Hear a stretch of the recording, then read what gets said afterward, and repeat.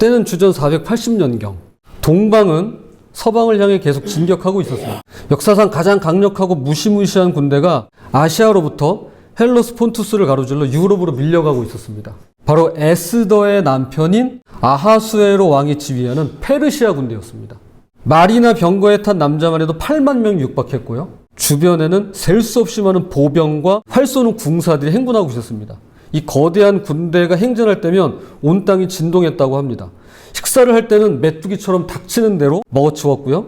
물을 마실 때면 모든 웅덩이가 말라버려서 강에는 물 한 방울만 남겼다고 합니다.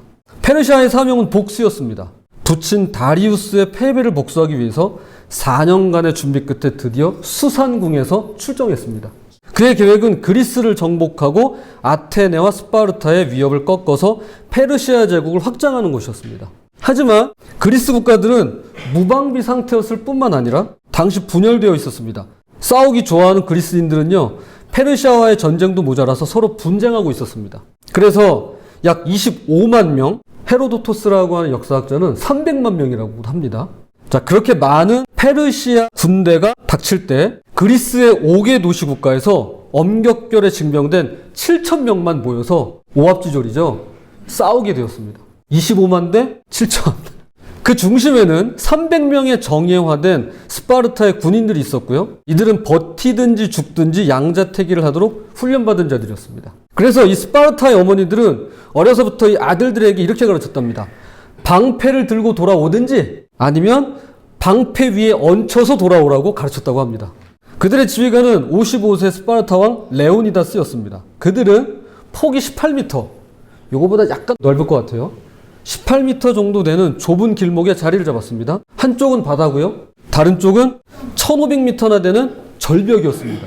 이 테르모필레라고 하는 여기에서 페르시아 군대를 기다립니다. 처음에 페르시아는 먼지만 날릴 소탕작전 정도로 예상했습니다. 그런데 이틀 동안 이 무적의 군대는 그리스 연합군의 강력한 저지를 받으면서 진군을 멈춰야만 했습니다. 둘째 날이 저물 무렵 아하수에로 왕은 자신의 친위대 불사조란 정예부대가 있었습니다. 이 불사조를 투입합니다. 그런데 이 불사조 역시 수많은 사상자를 내면서 퇴각하고 맙니다. 이틀 내내 페르시아 대군이 공격을 퍼부었지만 얼마 안 되는 그리스 영웅들은 굳게 버텨냈습니다. 하지만 불행히도 언제나 배신자가 있는 법. 배신자 하나가 페르시아인들을 절벽 위로 안내하면서 동틀 무렵에 이 레오니다스와 그의 부하들은 완전히 포위가 되고 맙니다.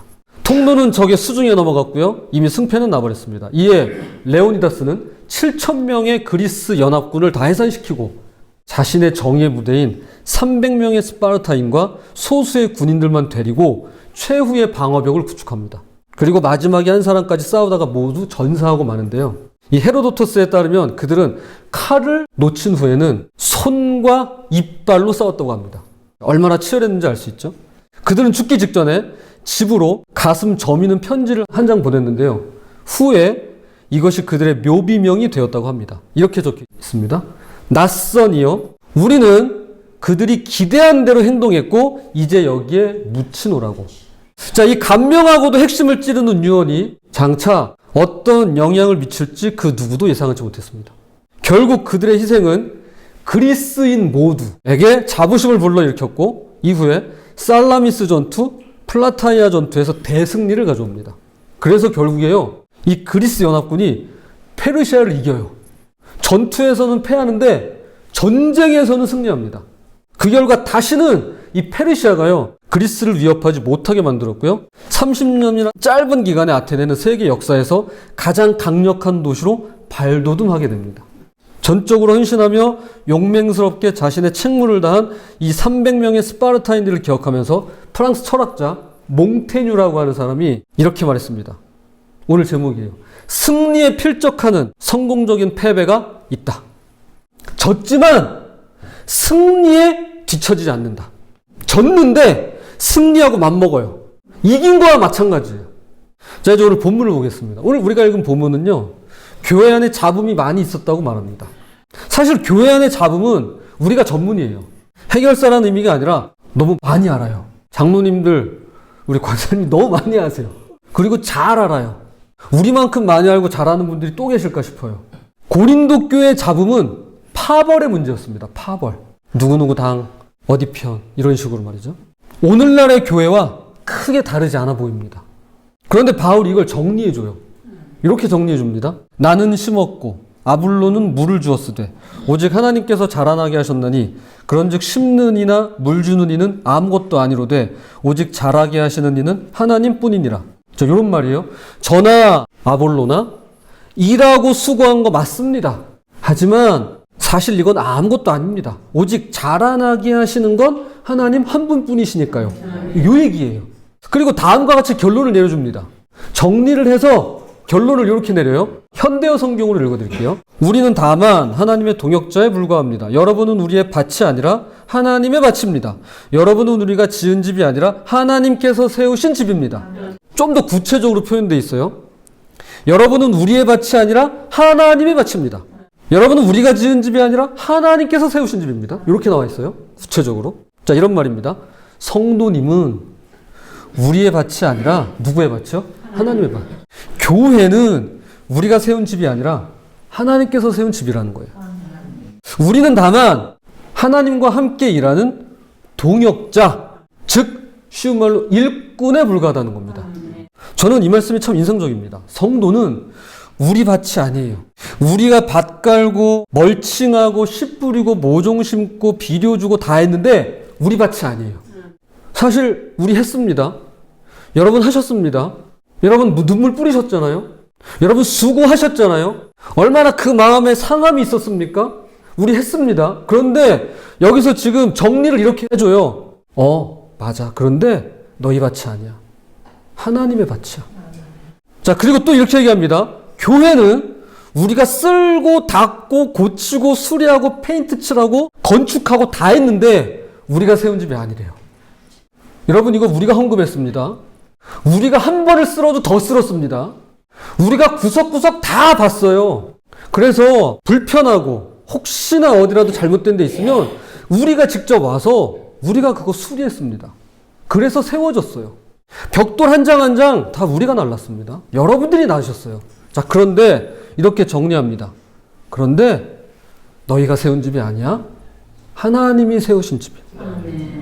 우리는 다만 그분께서 하라고 하시면 하고 이제 그만하면 됐단다 라고 하시면 멈추는 그분의 일꾼입니다. 일은 내가 했는데요. 결국엔 그분이 다 하셨기 때문에 그러합니다. 얼마 전에 교회 외벽 페인트 칠을 할 때 보니까요. 불과 3주 전입니다. 칠할 때 보니까 사장님은 일을 안 하시더라고요. 사장님은 일을 안 하세요. 그래서 제 생각엔 사장님도 일하시면 빨리 끝날 것 같아요. 4분이 오셨는데 사장님 1분이랑 이제 일꾼 3분이 오셨어요. 근데 사장님은 일을 안 하세요. 3분만 일하시는 거예요. 제 생각엔 같이 일하면 금방 끝날 것 같은데 일을 안 하세요.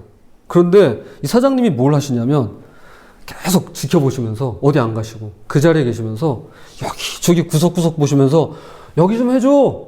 여긴 더 칠해야 돼. 이쪽으로 돌아가지고 요거 될 수 있나? 하면서 계속 지시하시고 계시더라고요.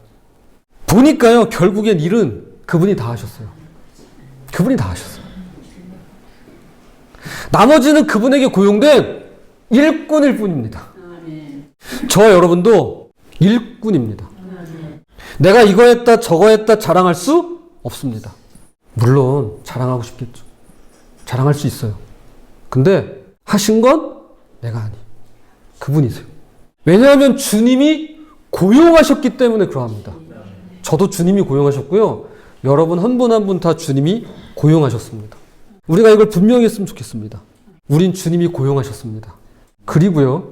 이것이 주님께서 저와 여러분에게 기대하시는 바입니다.